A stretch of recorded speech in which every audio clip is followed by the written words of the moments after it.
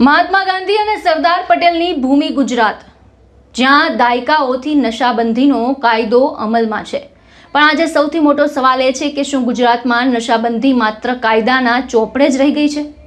કારણ કે એક બાજુ દરિયાઈ માર્ગે અને રોડ રસ્તે કરોડો રૂપિયાનું ડ્રગ્સ ગુજરાતમાં ઘૂસી રહ્યું છે, તો બીજી બાજુ ડ્રગ્સના મોટા જથ્થા ઝડપાયા બાદ પણ આરોપીઓને કોર્ટમાં સજા અપાવવામાં તંત્ર છે તે કેટલું સફળ થાય છે તેના ચોંકાવનારા આંકડાઓ સામે આવ્યા છે।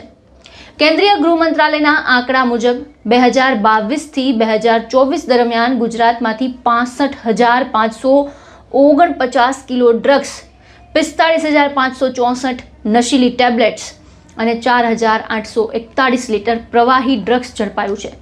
એટલું જ નહીં, છેલ્લા 2 વર્ષમાં 121 કિલો હાઈ ક્વોલિટી કોકેન પણ પકડાયું છે। તો સવાલ સીધો છે, જો આટલો મોટો જથ્થો પકડાઈ રહ્યો છે તો ગુજરાતમાં ડ્રગ્સનો કેટલો જથ્થો પોલીસની નજરથી બચીને બજાર સુધી પહોંચતો હશે? ડ્રગ્સ સામેની લડાઈમાં ગુજરાત પોલીસ દ્વારા જપ્તી તો થઈ રહી છે, પણ કોર્ટમાં દોષિત ઠેરવવાના આંકડા આખા સિસ્ટમને સામે ગંભીર સવાલ ઊભા કરે છે। વર્ષ 2022માં ડ્રગ્સ સંબંધિત 508 કેસ નોંધાયા, જેમાં માત્ર 8 આરોપીઓ દોષિત જાહેર થયા।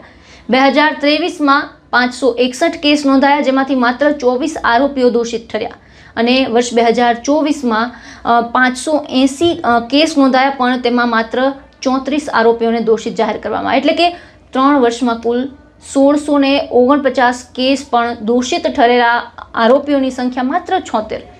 બીજી બાજુ ડ્રગ્સની જપ્તી જુઓ તો 2022ના વર્ષમાં 29,230 કિલો, વર્ષ 2023માં 23,014 કિલો અને 2024ના વર્ષમાં 13,304 કિલો ડ્રગ્સ ઝડપાયું।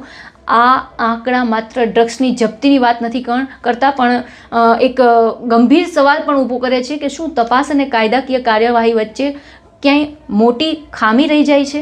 નિષ્ણાંતોના મતે નબળી તપાસ, ચાર્જશીટમાં રહેલી ખામીઓ, પુરાવા એકત્ર કરવાની પરંપરાગત પદ્ધતિ અને ડિજિટલ તથા ફોરેન્સિક પુરાવાઓનો પૂરતો ઉપયોગ ન થવો જેવા મુદ્દાઓ કેસને નબળો બનાવી શકે છે। ખાસ કરીને ડ્રગ્સ જેવા ગંભીર ગુનામાં ચેઇન ઓફ કસ્ટડી, વૈજ્ઞાનિક તપાસ અને ડિજિટલ પુરાવાની મજબૂતી રજૂઆત અત્યંત મહત્વની બની જાય છે। તો પછી સવાલ એ છે કે પોલીસ ડ્રગ્સ પકડે છે, પણ શું તપાસ એજન્સીઓ કોર્ટમાં પણ એટલી જ મજબૂત લડાઈ લડી રહી છે? અને જો 1649 કેસ નોંધાયા હોય અને માત્ર 76 આરોપી દોષિત ઠરે, તો બાકીના કેસમાં શું થયું? શું પુરાવા નબળા પડ્યા? શું તપાસમાં ખામી રહી? કે પછી કાયદાકીય છટકબારીઓનો લાભ ડ્રગ્સના સોદાગરોને મળી ગયો? ડ્રગ્સ માત્ર એક ગુનો નથી, તે આખી પેઢીના ભવિષ્ય સામેનો ખતરો છે। આજે ગુજરાતમાંથી હજારો કિલો ડ્રગ્સ પકડાઈ રહ્યું છે, પણ પોલીસની નજરથી બચીને કેટલોય જથ્થો બજારમાં પહોંચી રહ્યો હશે તેનો કોઈ ચોક્કસ આંકડો પણ નથી। સવાલ એ નથી કે ડ્રગ્સ પકડાયું કે નહીં, સવાલ એ છે કે ડ્રગ્સના મૂળ સુધી પહોંચીને મોટા માથાઓને સજા ક્યારે થશે?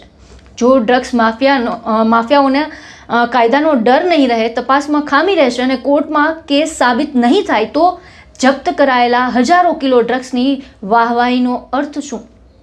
ગુજરાતની યુવા પેઢીને નશાથી બચાવવી હોય તો માત્ર ડ્રગ્સ પકડવાનું નહીં, પણ ડ્રગ્સના નેટવર્કને તોડી પુરાવાઓ સાથે કેસ સાબિત કરીને ગુનેગારોને સજા અપાવવી પડશે। કારણ કે નશાબંધીના કાયદાનું અસ્તિત્વ કાગળ પર નહીં, તેની અસર ગુજરાતની ગલીઓમાં દેખાવી જોઈએ।